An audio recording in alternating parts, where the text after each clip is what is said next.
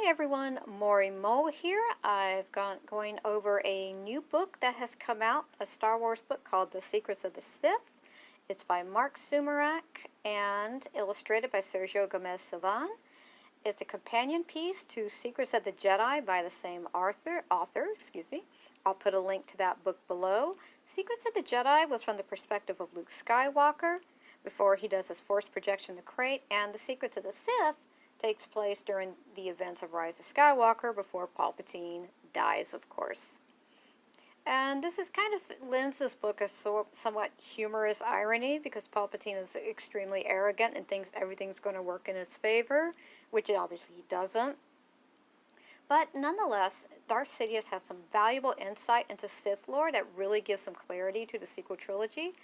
And it's not entirely new information, but when you look at it alongside the story group's recent blog article, I'll link to that too, it really shows kind of more of what has happened. So first, I'm going to talk about the Force Dyad because this book has a whole 2-page spread just about that, which is more than the usual small paragraphs that you get. And you learn a whole lot of different things, like, obviously Palpatine has tried to create a Force Dyad between himself and Anakin. He wonders if he can have one with Rey, which is really weird considering that his whole goal was to possess Rey. We get that from the story group, which leads me to think that if Palpatine had been successful in possessing Rey, that means Rey would have maintained some of her identity alongside her grandfather's, which is like, ugh. But anyway, the Force Dyad underpins a lot of the rule of the Sith, though that's probably based on misinterpretation of something from the Prime Jedi. And I think, the most interesting part is where it says it will usher in a new era. And even though Palpatine's knowledge is biased, that line emphasizes that the Dyad figures heavily in Jedi and Sith prophecy. And it points out in the text the Dyad cannot be broken. So that makes me wonder what's in store for Ben and Rey in the future. If death can't keep true love apart, I don't think it can keep the Dyad apart either. So that definitely had my wheels turning. The second thing we've learned is Palpatine never believes Kylo Ren will go full dark. Throughout the entire sequel trilogy, he has never trusted Ben Solo. And a big part of it is because he is Darth Vader's grandson, and he wasn't pleased with how Vader turned out in the end. And you can see that in the Rise of Skywalker novelization and the Empire Strikes Back short story. I'll link to both of those at the bottom. Darth Sidious had grown suspicious of Vader some time ago. He was a little concerned he would go to the light, and Palpatine doesn't care if his dark side apprentices try to kill him. He expects them to do that.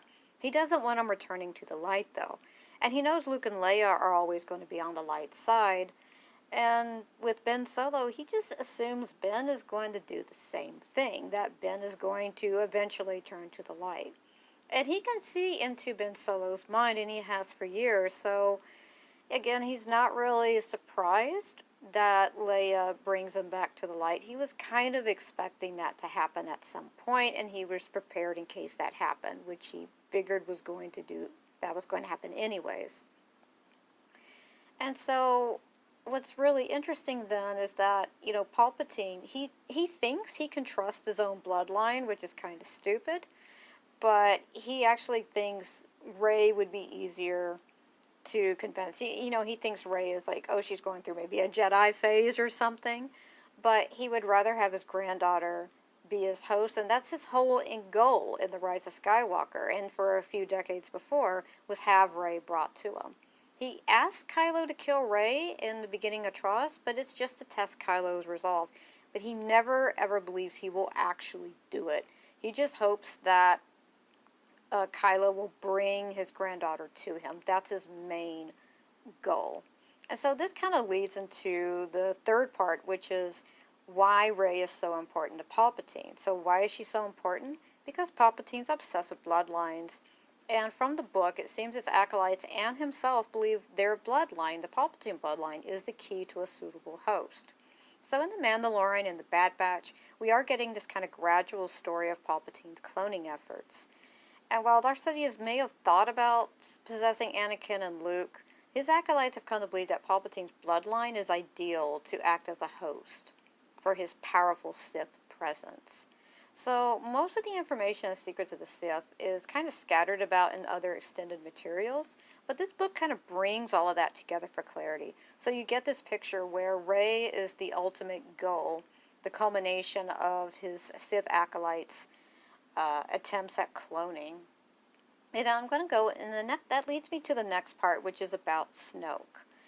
And you might be wondering, is Snoke actually related to Palpatine? Well, according to this book, it doesn't seem like Snoke is actually related to Palpatine. The acolytes made him fairly early on. We can see that obviously in The Mandalorian. And he's mostly just a puppet for Palpatine who can act on his goals. Now, one thing we learned from the story group in that blog article I was talking about that I'll link to below is that Snoke does have some measure of independence. He went against Palpatine's wishes by not bringing Rey to Palpatine in The Force Awakens. And in fact, as you see in The Last Jedi, he wants Kylo Ren to kill Rey. And this isn't really too unusual for dark side apprentices. Most of them will try to overthrow their master.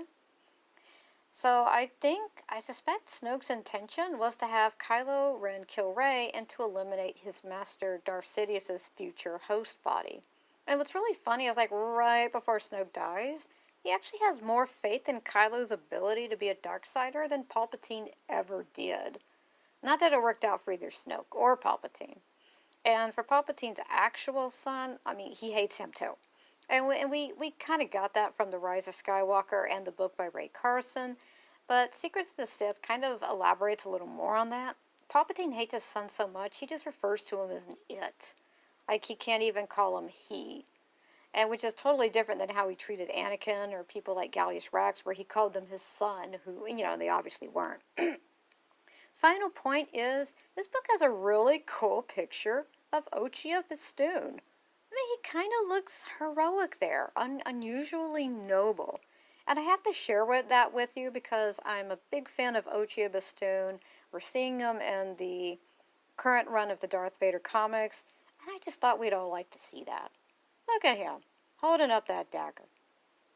Anyway, he's going to be in a book called Shadows of the Sith coming out next June, so that'll be pretty cool.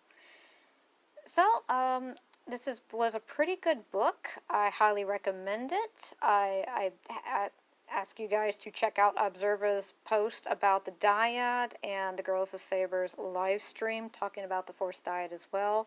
Those are really great resources. A lot of fun looking at the Secrets of the Sith, especially about the Force Dyad. You really want to check that out. Didn't want to go into it too much here because it's a lot to cover. But those are 5 really nifty things from the Secrets of the Sith. And I hope you enjoy it. May the Force be with you.